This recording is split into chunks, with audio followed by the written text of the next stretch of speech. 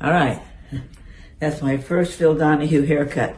Married 40 years. I never gave him a haircut before. What do you think, Mr. Donahue? Just perfect. Huh? 2 bits and a quarter? Here, put your glasses on, and we're ready to roll. Okay. We're getting ready for the Dr. Oz show. Those are my two dear friends, Phil Donahue and Marlo Thomas, preparing for the show. You know him as the king of daytime talk and one of TV Guide's top 50 greatest TV stars of all time. She's an Emmy and Golden Globe winner and recipient of the Presidential Medal of Freedom for her work with St. Jude Children's Research Hospital. Phil and Marlo join us now via Zoom. Phil, looking back at all the crises you have covered in your career, have you ever seen anything like what we have experienced in these past few months? Oh, no. No, I'd tell you if I thought this wasn't. I mean, this is really challenging. First of all, for me, I have no glam team, right? So I have to get up, do my own hair and makeup and everything, and then figure out this Zoom, which is really, it's okay to do a Zoom with your family. We've been doing that. But to do it with a camera that's good enough that it could be on television, that's been a real challenge. I want to show you my makeup people. Please. My team. He actually had this in a drawer left over from the Donahue show. Oh, my God. That's how he put on makeup himself. So that explains why I look so old. Well, the reason I want to talk to you is Phil and Marlo have authored a new book. It's called What Makes a Marriage Last? 40 celebrated couples share with us the secrets to a happy life. So do you think, Phil, that being together all the time is good or bad for a relationship? Well, it depends on what time of day you want to bring up that question. Well, we've been in and out of. This is not a picnic, I'll tell you. And Marlo knows how I look, and she's heard me speak. So there's nothing new about it, really, except it never ends. Listen, we're very lucky that we're safe. We're hunkered down here, and we're safe. We live near the park, so every other day or so, we put on our masks and our gloves. We look out, we can see the park from our window, and we decide if it looks pretty sparse, we'll go out. Yeah, so that's been good, too. So Marlo, what's your advice to couples who have been struggling while being together 24 hours a day? You end up breaking through new barriers when you do that. You have to talk to yourself a lot. I have to say to myself every now and then, oh, he didn't mean that, or I shouldn't have done that. I'm really looking at my own behavior more than I usually do and just saying, you don't need to say that now. I mean, let's put that off. To really give each other some space. What did James Carville say to us that we loved in the book about making a marriage last? What did he say? Kick the can down the road. Right. He said that and we've been using that with each other. When we keep going around and around on an issue that's we're not solving, Phil or I will say, okay, let's just kick that can down the road. And Carville said that he believes that in good marriages, there's a lot of cans down that road. And I think that's a good thought because people pick at it. Michael J. Fox said some people have to keep picking at something. And he said that he and Tracy don't do that. They don't pick at it. If it doesn't work, that little thing doesn't work, or you can't resolve it, let it go. Just let it go. So, Phil, I remember we had dinner once, and you said you had a golden rule, which was to never work on a project together with your wife. You broke that rule. How did it go? We're proving it now. Well, I think that one of the reasons we didn't want to work together, that we decided we would never work together, was that we're both type A personalities. And he ran his own show, I ran my own show, and we're used to, doing things our way. So I thought, we'll just butt heads, and who needs it? We won't do it. But I think what we found in this is that our personalities are so different. Phil is really Mr. Cool Guy, and I'm Miss, I got to get it done, got to get it done now, got to figure it out. The perfect example was the Elton John interview when the assistant told us. Oh, funny. You do this on live TV with me? The assistant told us just before we were going to do the interview, that we only had 30 minutes. Now, you know that we interviewed you and Lisa, and we were together, I don't know what, 2.5 hours. You opened up a bottle of wine. We had a really good time. And most of our interviews were 90 minutes, 2 hours, something like that. And so the assistant said, you'll have just a half hour, just 30 minutes. And I just went into panic mode. He turned on the television and watched the ball game. And I said, my God, we better plan some questions, because usually we don't plan questions. We just have a conversation. I said, we better get some 10 fast questions so that we use our 30 minutes. And what did you say? This is going to last more than 30 minutes. He said, don't worry about it. They're not going to stop us. After 2.5 hours or whatever it was, right. I said, I'm sorry, but we got to go. They were great. And so he's just a cooler customer. Who surprised you the most of all these people that you were able to spend time with, to really dive deeply into what made their marriages tick? And I think everyone had to be married for a couple decades before you interviewed them. The person that surprised you the most, and you told me this yesterday, Bob Woodward, you said. That's true. He went in, when we went into the interview, he said, this guy is King Kong. And I said, what do you mean King Kong? He said, well, he's like the toughest interviewer of all time. He brought down a president. And then we went in, and he was just so romantic. And gentle. And yeah. What surprised you the most about Lisa and me when you interviewed us? I'm asking this selfishly. I'm just curious.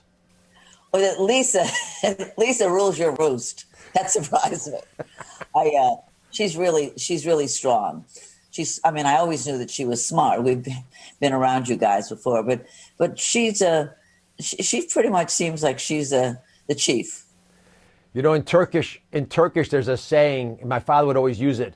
When you take a bull and you put a ring through their nose, you tame them. It's called a kılabuk. So my father would always call me a kılabuk because Lisa had tamed me. Yeah. Well, Marlo's tried that with me. Does it hurt? Yeah, it hurts. It's working. All right. Well, Phil, you were known as a pretty tough interviewer in your time as well. Now, you seem like a romantic to me. So I don't know if Bob's the only one who would have surprised us. Anyway, up next, Phil and Marlo call it their secret sauce. It's kept these two lovebirds together for more than 40 long and happy years of marriage. Find out what that is when we come back. We're back with Phil Donahue and Marlo Thomas. We've been talking about the secret to finding healthy relationships and lasting love. Now, Marlo, you say you have a secret sauce for your relationship. What makes it work? I don't know that I have a secret sauce. What we said was that we were going out to find the secret sauce. And one of the things that we found was that these people who've been married a long time, every one of them really is committed to making it work. And I loved what Kira Sedgwick said. She said that you have to go into marriage with no plan B. This is it. And if you go in with that idea, you won't be looking for an escape clause. And, I didn't get married till I was 40, and Phil was married when he was 21. So I had a lot of relationships before I married Phil.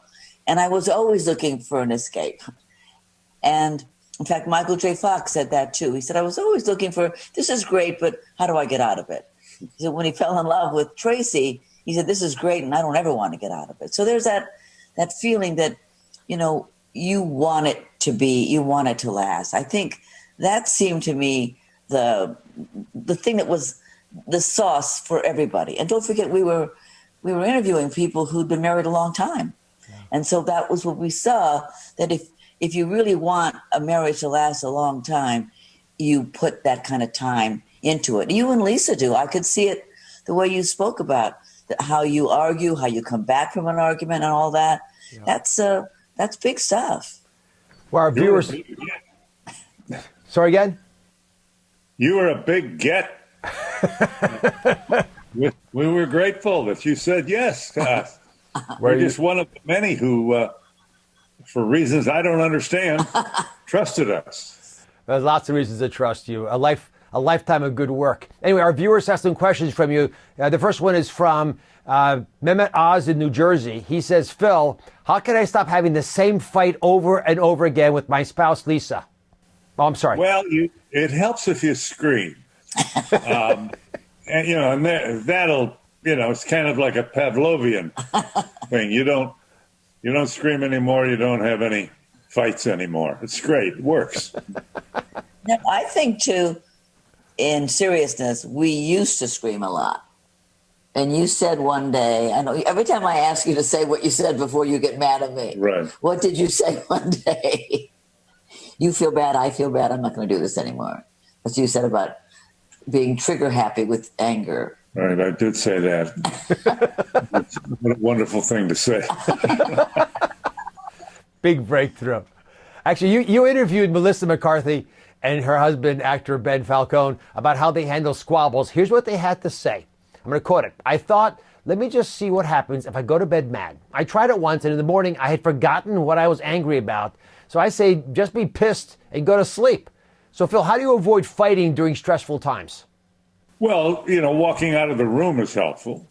Separating yourself. There are lots of ways to do that. Turn on the music. Yeah, I think it's exactly that, is to stop it. What he's saying is, go in the other room. Just stop it. It's not worth it. Kick the can down the road. Exactly. Carvo's right. Judy Vios is a wonderful writer. Said also, just walk around it, step around it. Don't pick at it. And I think that's really, really true. My friend Letty Pogrebin said that they go to bed mad. A lot of people say they never go to bed angry.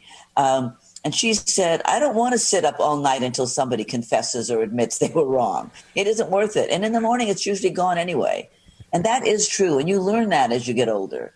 You don't have to have to go to court over this. Just, usually what you're arguing about is so minute. I mean, there's no big fight. You haven't done anything terrible. It's just, you didn't do this. Why didn't you put that? You didn't put the thing on. What, you turn the light off? I mean, it's just let it go. So, Marlo, in the end, what was the common theme you discovered when you came to a successful relationship? Well, I think really what I said is that these people were committed to making it work. They gave each other the benefit of the doubt. They didn't have an escape clause. They listened to each other. And you have to care. I mean, you have to want the marriage. And that sounds very obvious, but it isn't always. If maybe we did notice some of the couples who didn't seem to want the marriage, but it lasted, and probably for the reasons you mentioned. Right. And I think a lot of people talked about listening. That are you really listening to the other person, and not it's kind of like being a bad interviewer, and which you are not. You are a wonderful interviewer, but I've been in interviews with people where they ask me a question, and I can tell they're already getting ready to ask me the next question. They're barely listening. So in life, you can't do that. I mean, if your husband or wife has something to say, really listen to it.